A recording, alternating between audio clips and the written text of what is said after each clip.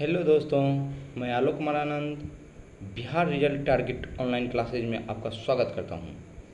यदि आप Bihar DElEd entrance exam का तैयारी कर रहे हैं तो यह वीडियो आपके लिए रामबाण साबित होगा। आज की इस सीरीज़ में मैं आपके लिए लाया हूं इंग्लिश ग्रामर का कुछ मोस्ट इम्पॉर्टेंट क्वेश्चन, जिसको हम लोग आज क्लियर करेंगे। आइए एक एक कर समझते हुए हम इसको क्लियर करते हैं। देखिए, सबसे पहला जो आपका क्वेश्चन है वो है Akash along with his friends dash going on a trip. यहाँ देखिए, आपका अलॉन्ग विथ दिया हुआ है। आपकी जानकारी के लिए मैं बता दूं कि along with as well as along with as well as as well as with, together with, in addition to, but, and not, besides, except, like, unlike इत्यादि अगर दो सब्जेक्ट को जोड़ता है या दो नाउन को जोड़ता है तो वर्ब पहले सब्जेक्ट के अनुसार होगा। यानी पहले सब्जेक्ट के नंबर या पर्सन से रिलेटेड रहेगा, यानी उसी के अनुसार होगा। तो आप देखिए, यहाँ अलॉन्ग विथ के पहले आकाश है जो कि सिंगुलर है, तो हमारा वर्ब भी सिंगुलर होगा। मैं आपकी जानकारी के लिए बता दूं कि जिस वर्ब के अंत में एस लगा होता है वह सिंगुलर होता है। जिस वर्ब के अंत में एस लगा होता है वह सिंगुलर होता है। तो हमारा जो आंसर होगा वह आंसर होगा हमारा इज। आइए आगे बढ़ते हैं। ध्यान से सुनिएगा कि जब हम इसका एक्सप्लेनेशन देने लगे तो टोटल चीज़ लिखाना यहाँ संभव नहीं है, इसलिए मैं जो भी बोलूँ आप लोग अपना नोटबुक निकाल लें और लिखते जाएं। The members of the committee dash to the proposal. अब यहाँ देखिए, ऑफ के पहले ऑफ भी अगर रहे, यानी noun plus of plus noun की स्थिति में ऑफ के पहले वाले नाउन के नंबर के अनुसार हमारा वर्ब होगा। तो ऑफ के पहले यहाँ है मेंबर्स, और मेंबर्स के अनुसार ही हमारा वर्ब होगा। तो मेंबर्स एक प्लूरल नाउन है, इसलिए वर्ब भी हमारा प्लूरल होगा। और जब हम प्लूरल वर्ब की बात करें तो हमारा प्लूरल वर्ब है हैव। तो यहाँ हमारा जो आंसर होगा वो होगा हैव कंसेंटेड। यह हमारा सही आंसर होगा, काहे कि मेंबर्स एक प्लूरल सब्जेक्ट है, वर्ब भी प्लूरल होगा। ऑफ के पहले वाले सब्जेक्ट को हमें देखना है, बाद वाले वर्ब सब्जेक्ट को नहीं देखना है। आइए तीसरे क्वेश्चन को देखते हैं। Kishan and brothers dash of famous book store in Kashmir. अब यहाँ देखिए, किशन एंड ब्रदर्स, इस तरह के जितने भी नाउन्स दो सब्जेक्ट एंड से जुड़ा होता है उससे भाव सेंस एक ही का निकलता है, और जब एक का सेंस निकले, एक का भाव होता है, तो वहाँ सिंगुलर वर्ब का प्रयोग होता है। तो यहाँ जो हमारा वर्ब का होगा वह इज होगा, सिंगुलर वर्ब इज का प्रयोग होगा। अब फिर एक बार समझते हैं। आप देख रहे हैं किशन एंड ब्रदर्स एक ही बुक स्टोर का नाम है, एक ही बुक स्टोर है, तो यहाँ जो वर्ब होगा वो सिंगुलर वर्ब होगा, और सिंगुलर वर्ब यहाँ इज है, तो हमारा आंसर इज होगा। आइए देखते हैं 4 नंबर में। और 4 में आपको 4 पार्ट दिया हुआ है ए बी सी डी, और कहा जा रहा है कि अगर ए वाले पार्ट में गलत है तो ए आंसर होगा, बी वाले में गलत है तो बी होगा, सी में गलत है तो सी होगा, और अगर गलत नहीं है तो डी होगा। तो हम लोग देखते हैं गलती है किस पार्ट में या गलती नहीं है।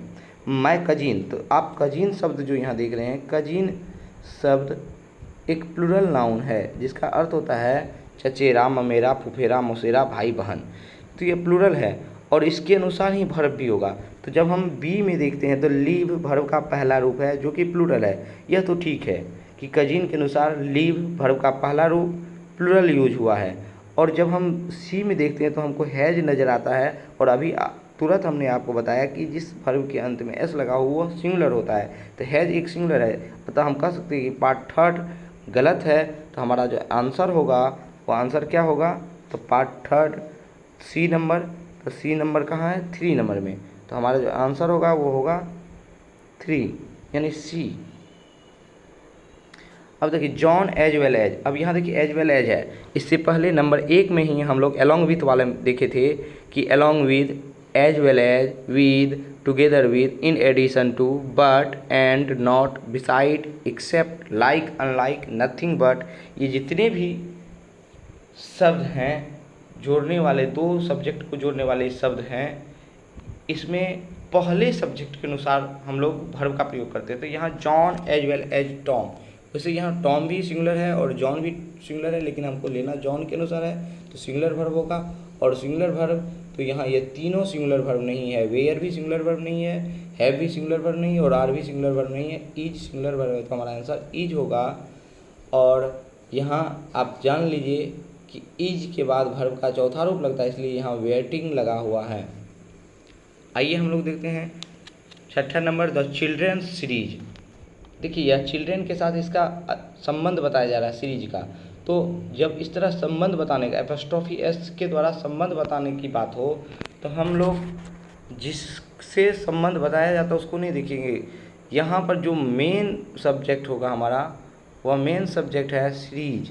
जैसे हम लोग कहे children's school, children's, the children's school, तो यहाँ स्कूल की संख्या 1 है, यह सिंगुलर है, तो हमारा मेन सब्जेक्ट यहाँ स्कूल है, ना कि चिल्ड्रेन। बच्चों की बात नहीं हो रही है, बच्चे, बल्कि बच्चों की स्कूल की बात हो रही है। उसी तरह यह बच्चे की बात नहीं हो रही है, बल्कि बच्चे के सीरीज की बात हो रही है, तो यह सिंगुलर होगा, तो वर्ब भी सिंगुलर होगा।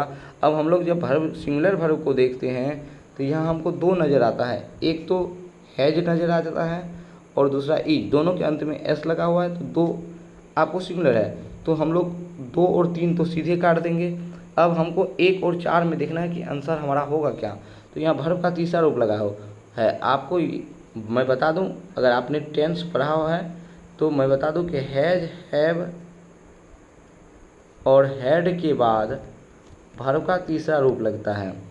तो यहाँ वर्ब का तीसरा रूप है तो इज लगेगा नहीं, इसलिए जो हमारा आंसर होगा वो होगा हैज।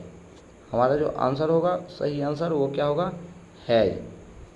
मुझे आशा है आप समझ रहे होंगे। अब देखिए 7वां नंबर, the jury dash divided in their opinion.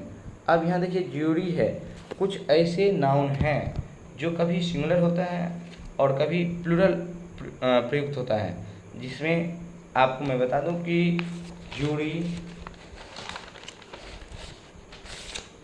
Committee, class, crew, ये सब जितने भी हैं, इसके अलावा और भी है जो कभी सिंगुलर होता है, जैसे पार्लियामेंट, गवर्नमेंट, ये सभी प्लूरल और सिंगुलर दोनों यूज होता है।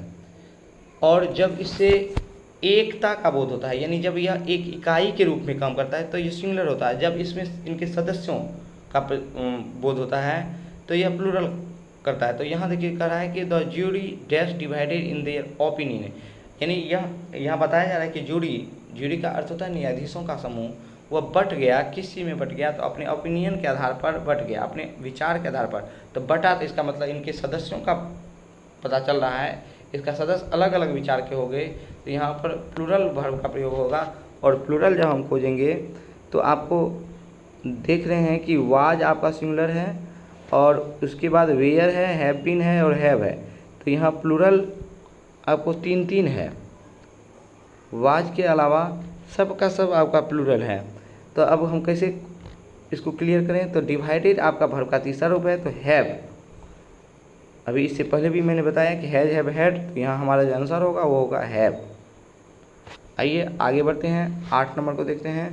और 8 में कह रहा है 12 डजन डैश 100 रुपीज़। मैं बता दूं, डजन, 100, 1000, ये जितने भी इकाई हैं, इसके पहले अगर कोई न्यूमेरिकल डिजिट नंबर दिया हुआ हो, अगर कोई न्यूमेरिकल एडजेक्टिव हो, जैसे 1 2 3 4 कोई नंबर हो, तो इसका प्लूरल नहीं होता है, यानी डजन को हम डजन्स नहीं कह सकते हैं। इसके पहले अगर नंबर हो, वैसे हम कह सकते हैं dozens, hundreds of children, dozens of bananas, ये हम कह सकते हैं। लेकिन अगर इसके पहले कोई नंबर दिया हो तो हम डजन्स नहीं कहेंगे, हंड्रेड्स नहीं कहेंगे, लेकिन इसके बाद सिंगुलर वर्ब का प्रयोग होगा। और सिंगुलर वर्ब का प्रयोग होगा तो यहाँ पर जो हमारा सही आंसर होगा वो सही आंसर क्या होगा? कॉस्ट, COSTS, क्योंकि इसके अंत में S है इसलिए यह सिंगुलर है। तो हमारा जो सही आंसर होगा वो होगा A। आई नीड और डैश नॉट। अब फिर देखिए यहाँ पर आप देखिए 100, इसके पहले नंबर है दिया हुआ 555 सब में, और अभी हमने बताया कि 100, 1000, डजन, ये सभी S लगाकर इसका हम प्लूरल नहीं बनाएंगे। तो आपका सबसे पहले 3 नंबर और 4 नंबर गलत हो जाएगा, क्या कि यहाँ भी हंड्रेड्स दिया हुआ है। अब आइए 1 और 2 में, तो अब यहाँ पर 1 में रुपीज़ दिया हुआ है। देखिए रुपीज़ वगैरह का हम प्लूरल करेंगे, जब 1 से अधिक होगा तो प्लूरल होगा, लेकिन 100 का प्लूरल नहीं होगा। तो आप दूसरा नंबर में देखिए रुपीज़ का यहाँ प्लूरल नहीं किया गया है, इसलिए यह गलत है, क्योंकि 1 से ज़्यादा 5 दिया हुआ है तो यहाँ रुपीज़ होगा, लेकिन 100 का हंड्रेड्स नहीं होगा, इसलिए हमारा आंसर जो होगा वो होगा 500 रुपीज़। अब यहाँ मैनी और मैन, मैनी और मैन के बाद सिंगुलर काउंटेबल नाउन का प्रयोग किया जाता है, सिंगुलर काउंटेबल नाउन का प्रयोग किया जाता है, और यहाँ सिंगुलर वर्ब का भी प्रयोग किया जाता है। तो यहाँ मैन एक सिंगुलर काउंटेबल नाउन है, और वर्ब हम जब सिंगुलर देखते हैं तो आप यहाँ देख सकते हैं कि हैज बीन, हैव, हैज और हैविंग बीन दिया हुआ है। यह और यहाँ सिंगुलर वर्ब लेना है तो हैव आपका हो गया प्लूरल, ये कट जाएगा। हैज बीन के बाद वर्ब का चौथा रूप लगता है, और यहाँ तीसरा रूप है लगा हुआ, इसलिए यह भी गलत होगा। बीन के बाद वर्ब का चौथा रूप, इसलिए हमारा यहाँ जो तीसरा रूप होगा तो हैज इसका सही आंसर होगा। अभी इससे पहले भी मैंने बताया कि हैज, हैव और हैड के बाद वर्ब का तीसरा रूप लगता है। आइए आगे बढ़ते हैं। C dash swim for hours at the age of 8। देखिए यहाँ पर आपको पास्ट टाइम की एबिलिटी बताया जा रहा है कि वह तैर सकती थी, घंटों तैर सकती थी 8 वर्ष के उम्र में। अब मैं बता दूं यह मॉडल वर्ब से रिलेटेड क्वेश्चन है, और पास्ट टाइम बीते हुए समय के एबिलिटी को बताने के लिए कुड का प्रयोग किया जाता है। किसका प्रयोग किया जाता है? कुड का प्रयोग किया जाता है। तो हमारा जो आंसर होगा वो होगा कुड। और मैं बता दूं कि प्रेजेंट टाइम वर्तमान समय के एबिलिटी योग्यता को बताने के लिए कैन का प्रयोग किया जाता है, लेकिन यहाँ पर आपको कह रहा है कि एट द एज ऑफ 8, यानी कि बता रहा है 8 साल की उम्र में। इसका मतलब अभी की बात नहीं है, इसलिए हमारा जो आंसर होगा पास्ट टाइम का एबिलिटी बताने के लिए कुड का प्रयोग होगा। आइए हम लोग देखते हैं आगे। Dash you put the jar back into the cupboard for me please. यहाँ देखिए प्लीज लगा हुआ है और विनम्र निवेदन किया जा रहा है।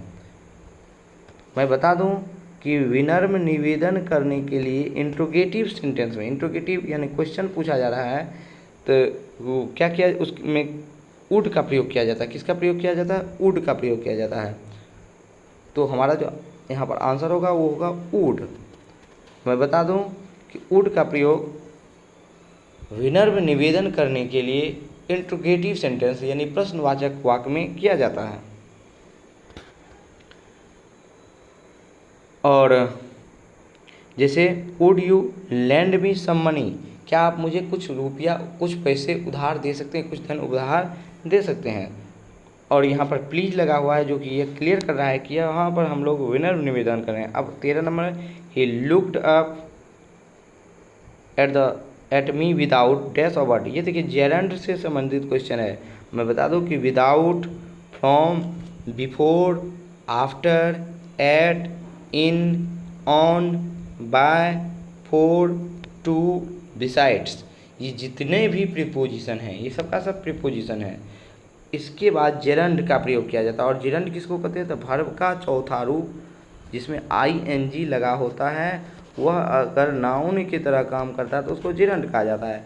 तो यहाँ पर आपको विदाउट दिया हुआ है, तो विदाउट के बाद जो है ना वर्ब का चौथा रूप यूज होगा।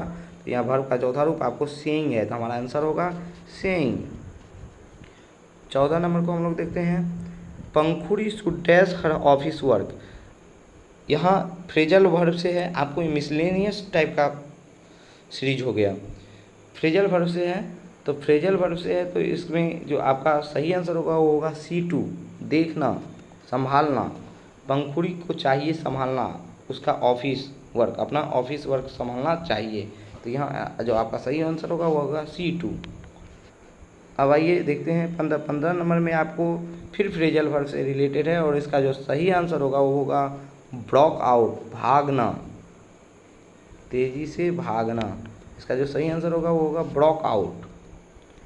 आगे देखते हैं all of them dash speak 3 language. अब यहाँ पर देखिए उनमें से सभी बोल सकते थे, बोल सकते हैं, क्या बोल सकते हैं, तो 3 लैंग्वेज। यहाँ पर भी एबिलिटी बताया जाता है बताया जा रहा है, लेकिन किसका, तो प्रेजेंट टाइम का, प्रेजेंट टाइम की एबिलिटी हो रहा है। और मैंने बताया कि प्रेजेंट टाइम यानी कि वर्तमान समय का एबिलिटी बताने के लिए कैन का प्रयोग किया जाता है। तो हमारा जो आंसर होगा वो होगा कैन। अब हम लोग देखते हैं इसमें 18, तो we have requested mister Nagpal. मैं बता दूं कि यहाँ रिक्वेस्टेड भी एक वर्ब है, हैव भी एक वर्ब है, और जब दो मेन वर्ब एक साथ प्रयुक्त किया जाता है तो उसके पहले टू का प्रयोग होता है। तो main verb two plus verb भी मेन वर्ब का पहला रूप। तो इसका मतलब यहाँ जो मेन वर्ब रिक्वेस्टेड है तो इसके बाद फिर जब हम मेन वर्ब का प्रयोग करेंगे तो वर्ब का पहला रूप होगा, उसके पहले टू का प्रयोग होगा। तो हमारा जो आंसर होगा वो होगा टू डायरेक्ट, टू डायरेक्ट। मैंने कहा जब दो मेन वर्ब एक साथ प्रयुक्त करना हो तो वहाँ पर हम लोग टू का प्रयोग करते हैं। अब 19 का हम देखते हैं I am sure I dash them at a party last night. अब देखिए यहाँ पर ये टेंस से रिलेटेड क्वेश्चन है। लास्ट नाइट बीती हुई रात, गत रात्रि, एगो, last day, last month, yesterday, या बीता हुआ कोई भी टाइम, बीता हुआ कोई भी ईस्वी, बीता हुआ कोई भी तारीख, बीता हुआ कोई भी साल, कुछ भी बीता हुआ रहे तो वहाँ आपको सिंपल पास्ट टेंस का प्रयोग करना है। किसका प्रयोग करना है, सिंपल पास्ट टेंस। और मैं बता दूं कि सिंपल पास्ट टेंस का जो स्ट्रक्चर होता है वो होता है सब्जेक्ट प्लस वर्ब का दूसरा रूप। तो यहाँ हम जब दूसरे रूप की बात करें तो हमारा जो दूसरा रूप होगा सी का दूसरा रूप 100 होता है, तो हमारा आंसर होगा 100। अब हम लोग 20 का देखें। George has travelled a lot, he dash speak 4 language. फिर वही हो रहा है कि आपको यहाँ पर कह रहा है कि वह बोल सकता है 4 लैंग्वेज। तो बोल सकता है एबिलिटी बताया जा रहा है, यानी योग्यता बताया जा रहा है प्रेजेंट टाइम का। तो प्रेजेंट टाइम की योग्यता बताने के लिए किसका प्रयोग होता है, कैन का। यह भी मॉडल वर्ब से रिलेटेड है, तो आपका आंसर होगा कैन। और अंतिम हम लोग देखें please get my oven dash when you. अब देखिए व्हेन है और उसके बाद फिर आगे प्रयोग हुआ है, तो व्हेन है, इससे पहले हम लोग सिंपल पास्ट टेंस का प्रयोग करेंगे और जो सिंपल पास्ट टेंस होगा वो होगा रिपेयर्ड। तो हमारा जो आंसर होगा वो होगा 3 नंबर रिपेयर्ड। आशा है कि आप लोग को समझ में आया होगा। आप लोग अपने कमेंट बॉक्स में ज़रूर लिखिएगा कि यह सेशन आपके लिए कैसा रहा। फिर मैं आपके लिए दूसरे चैप्टर से दूसरा टॉपिक लेकर के जल्द आऊँगा।